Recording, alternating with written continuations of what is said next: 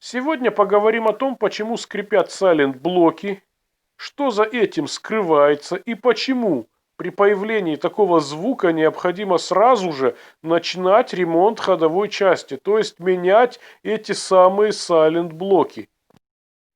Для начала давайте разберемся, что это за конструкция такая, что за резинометаллический шарнир, этот самый сайлент-блок. Это резиновая втулка, которая запрессована в железный цилиндр. Многие думают, что она там внутри вращается и идет постоянное трение, но это далеко не так.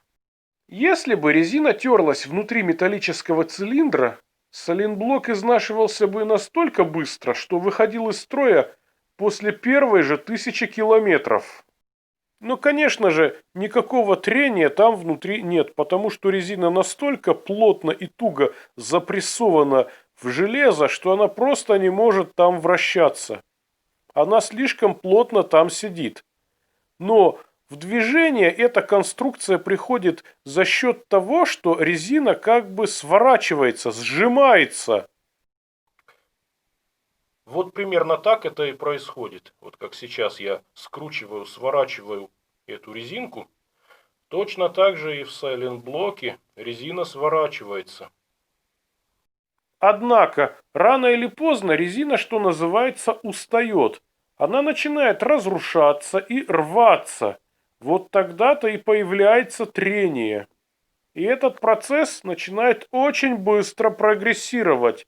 Поэтому такой сайлент-блок больше нельзя использовать. В нормальном, здоровом, неизношенном состоянии он скрипеть не должен. Ну а как только вы заметите, что при раскачивании автомобиля появляются всякие посторонние звуки, скрипы, знайте, что этот сайлент-блок уже не годится.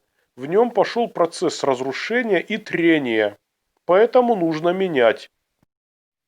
Ну а что будет, если не поменять изношенные сайлент-блоки? В этом случае в ходовой части появится сильный люфт, и машина будет не очень хорошо управляемой, поэтому ездить на ней будет уже небезопасно.